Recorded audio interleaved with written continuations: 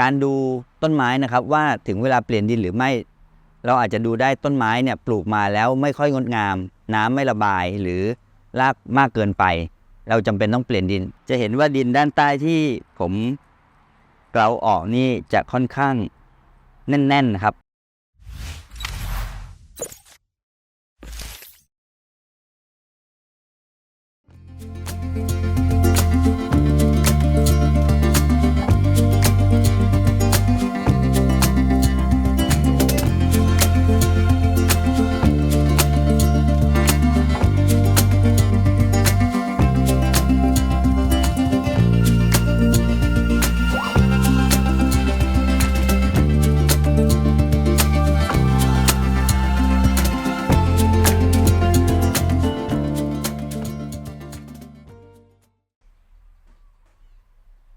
สวัสดีครับพบกับบอนไซสเตชันครับวันนี้อยู่ในช่วงบอนไซง่ายๆสไตล์ปองสาย5ผมจะสร้างความเข้าใจเรื่องบอนไซแบบง่ายๆเข้าใจง่ายๆทำง่ายๆส่วนเรื่องที่ผมจะมาแนะนำวันนี้จะเป็นเรื่องการเปลี่ยนดินบอนไซหลายๆครั้งนะครับหลายๆท่านเข้าใจว่าการเปลี่ยนดินบอนไซเนี่ยเป็นการเสี่ยงไม่กล้าเปลี่ยนกลัวต้นไม้ตายนะครับแต่เรามีเทคนิคง่ายๆครับติดตามมาครับสาเหตุที่เราต้องเปลี่ยนดินเพราะว่าบอนไซอยู่ในภาชนะที่จำกัดดินที่เราปลูกไปนานๆหรือวัสดุปลูกที่เปลี่ยนไปนานๆแล้วเนี่ยจะหมดสภาพนะครับคือแร่ธาตุสารอาหารจากในดินต่างๆเนี่ยหมดไปแล้วเราจำเป็นต้องเปลี่ยนดินการเปลี่ยนดินเนี่ยจะดูได้จาก1ดินหมดสภาพก็คือเมื่อเราลดน้ำไปแล้วน้ำท่วมขังไม่ลงนะครับอันนั้นหมายความว่าดินเริ่มแน่นไม่ระบายน้ำนะฮะอาจทำให้รากเน่าได้เกิดจากการท่วมขังครับหรืออย่างที่2ดูจากปริมาณรากฝอยเต็มกระถางแล้วนะครับปริมาณรากฝอยเต็มกระถางจะมาอยู่ริมกระถางหรือล้นขึ้นมาด้านบนแล้วเราจำเป็นต้องเปลี่ยนดินเพื่อให้ต้นไม้เนี่ยมีการเจริญเติบโตต่อไปการดูต้นไม้นะครับว่าถึงเวลาเปลี่ยนดินหรือไม่เราอาจจะดูได้ต้นไม้เนี่ยปลูกมาแล้วไม่ค่อยงดงามน้ำไม่ระบายหรือรากมากเกินไปเราจำเป็นต้องเปลี่ยนดินในกระถางประมาณนี้นะครับก็จะ 1-2 ปีเปลี่ยนครั้งหนึ่งนะครับอยู่ที่ปริมาณของรากฝอยที่เราเห็นหรือชนิดของต้นไม้นะครับต้นไม้บางชนิดเนี่ยรากเขาอาจจะเติบโตช้าแตกช้านะครับพวกนี้ก็ดูที่ลักษณะของดินเป็นสำคัญด้วยนะครับว่าดินเริ่มแน่นเริ่มไม่ระบายน้ำเริ่มไม่ค่อยแทงยอดอ่อนนะครับอันนี้ก็อยู่ที่คุณภาพของดินเริ่มหมดสภาพนะครับส่วนวัสดุปลูกทั่วๆไปเนี่ยหลายๆท่านก็อาจจะใช้ทั้งวัสดุปลูกแบบไทยๆก็เป็นดินใบกัมปูใบขุยไผ่หรือบางท่านอาจจะใช้ดินที่เป็นหินภูเขาไฟนะครับหรือมีส่วนผสมของหินภูเขาไฟนะครับปลูกอันนี้ก็แล้วแต่ที่ท่านจะเลือกใช้นะครับส่วนสูตรดินของผมเองที่ผมใช้ในการปลูกไม้ทั้งสวนผมจะใช้ดินใบกัมปูที่ผมหมักเองจนได้อายุนะครับแล้วก็นำมาร่อนนะครับเพื่อให้ได้ขนาดเท่าที่ต้องการนะครับจะไม่มีละเอียดเกินไปนะครับแล้วก็ไม่หยาบเกินไประบายน้ำได้ดีนะครับแล้วก็ผลิตจากวัสดุที่ผมคัดสรรก็คือใบกัมปูที่หมักย่อยสลายแล้วนะครับท่านที่สนใจติดต่อได้นะครับในเพจสวนบอนไซปองสาย5นะครับขั้นตอนการเปลี่ยนดินนะครับอย่างแรกควรอดน้ำไว้ 2-3 วันนะครับให้ดินแห้งหน่อยหนึ่งนะครับจะทำการเปลี่ยนดินง่ายนะครับช่วงที่เปลี่ยนดินนั้นต้นไม้ต้องเป็นช่วงที่ไม่แตกใบอ่อนนะครับหรือเป็นช่วงที่ต้นไม้ใบเริ่มแก่ใบแก่แล้วนะครับที่เราลิดใบไม้ใหม่ๆแล้วใบแตกใบอ่อนห้ามเปลี่ยนดินนะครับช่วงนั้นเป็นช่วงที่ต้นไม้กำลังจะเจริญเติบโตแล้วเราไปตัดรากฝอยเขาออกจะทำให้ระบบรากของเขาเนี่ยอ่อนแอเพราะฉะนั้นการเปลี่ยนดินเราต้องดูฤดูกาลด้วยอย่างแรกหน้าหนาวเราจะไม่ค่อยเปลี่ยนดินกันนะครับอย่างที่2ใบอ่อนเราจะไม่เปลี่ยนดินกันนะครับช่วงที่เราเปลี่ยนดินที่เหมาะที่สุดก็คือเป็นช่วงฤดูร้อนและ ช่วงเข้าหน้าฝนนะครับช่วงที่เราเปลี่ยนดินนะครับจะเป็นปัจจัยสำคัญนะครับเพราะฉะนั้นการเลือกเปลี่ยนดินจึงต้องดูฤดูกาลด้วยครับขั้นตอนการเปลี่ยนนะครับขั้นแรกเราใช้เคียวนะครับหรือมีดหรือวัสดุอะไรก็ได้นะครับขูดบริเวณรอบข้างของดินเนี่ยให้มีความยืดหยุ่นตัวนะครับเราจะได้ยกขึ้นง่ายนะฮะแล้วเมื่อเราอดน้ำไว้แล้วเนี่ยดินเนี่ยจะจับตัวเป็นก้อนนะครับการยกกระถางขึ้นเปลี่ยนเนี่ยจะง่ายขึ้นนะฮะ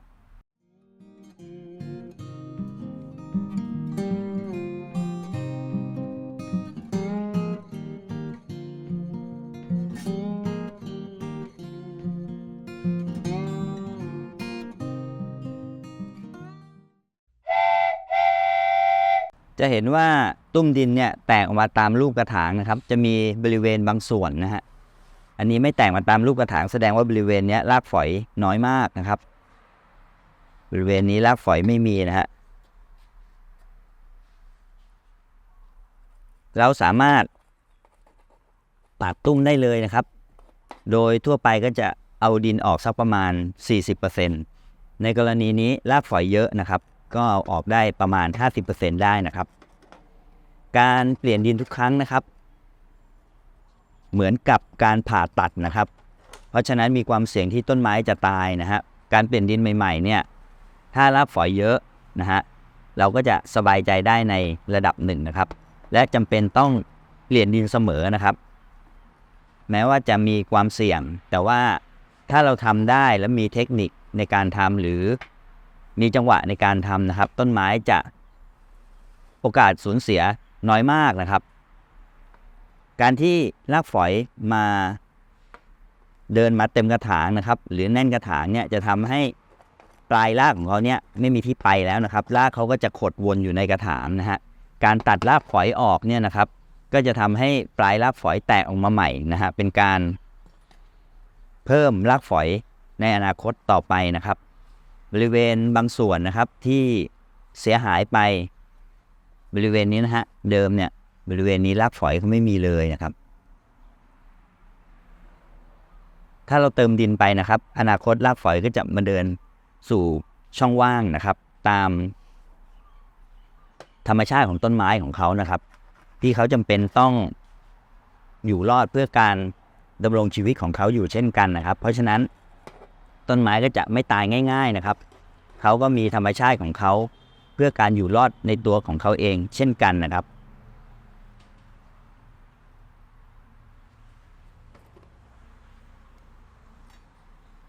อันนี้เราจะเห็นว่ามีรากฝอยเดินอยู่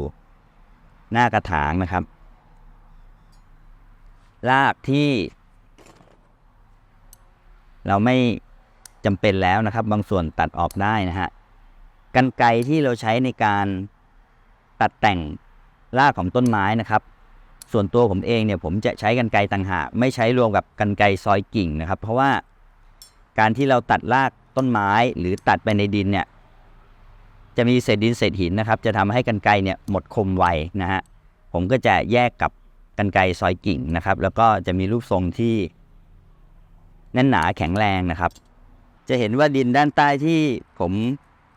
เกลาออกนี่จะค่อนข้างแน่นๆนะครับดินเขาจะดูแน่นๆนะฮะแล้วก็ถ้าเปียกน้ำเนี่ยมันจะเป็นเลนนะฮะดูเหมือนเป็นเลนเราสามารถเอาออกได้เยอะเลยนะครับหรืออาจจะใช้การล้างรากได้นะครับการล้างรากเป็นการเอาดินเก่าออกจนหมดนะครับอันนั้นก็ต้องใช้ความชำนาญพอสมควรนะครับ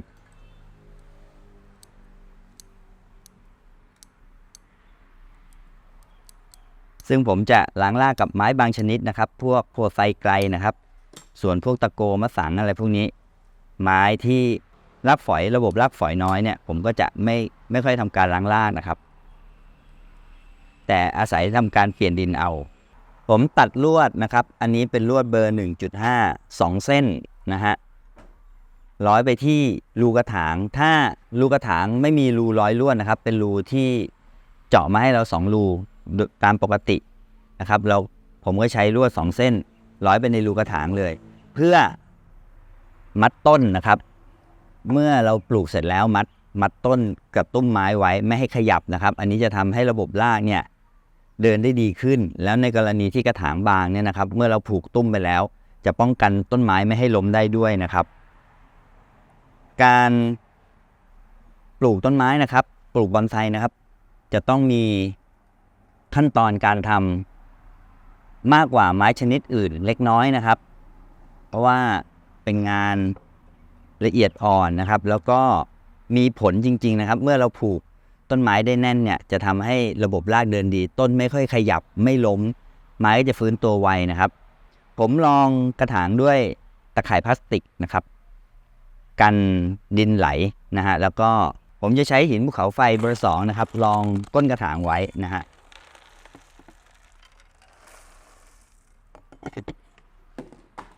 กระถางค่อนข้างบางก็จะใช้ไม่เยอะมากนะฮะเพราะหินภูเขาไฟที่รองก้นพวกนี้จะทำให้การระบายน้ำของต้นไม้นะครับของดินเนี่ยระบายน้ำได้ดีหลังจากนั้นผมก็จะใช้ดินอันนี้เป็นสูตร 1ครับสูตร 1นี่จะเป็นใบก้ามปู 100% นะครับรองก้นกระถาง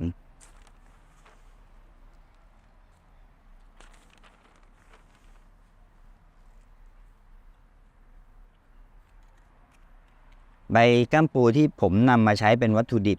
จะต้องย่อยสลายดีแล้วนะครับจนใบมีสีดำแล้วหลายๆท่านปลูกต้นไม้ไปแล้วทำไมต้นไม้ไม่งามทั้งที่ใช้ใบก้ามปูคือใบก้ามปูอันนั้นยังย่อยสลายไม่หมดนะครับช่วงที่ย่อยสลายเขาจะมีความร้อนนะครับทำให้ระบบรากไม่เดินนะฮะเพราะฉะนั้นใบก้ามปูที่ใช้เป็นใบก้ามปูเหมือนกันนะครับแต่ว่าอายุการใช้งานหรือการผลิตต่างกันนะครับหลังจากผมลองด้วยหินภูเขาไฟและใบก้ามปูแล้วนะครับก็นำต้นไม้มาวาง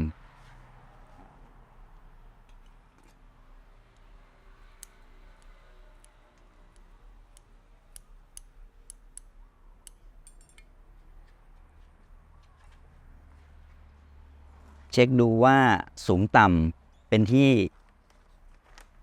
พอใจหรือยังนะครับช่วงที่เราเอาต้นไม้ลงในกระถางนี้จะเป็นช่วงที่เราปรับต้นปรับมุมกระถางปรับความเหมาะสมอีกทีหนึ่ง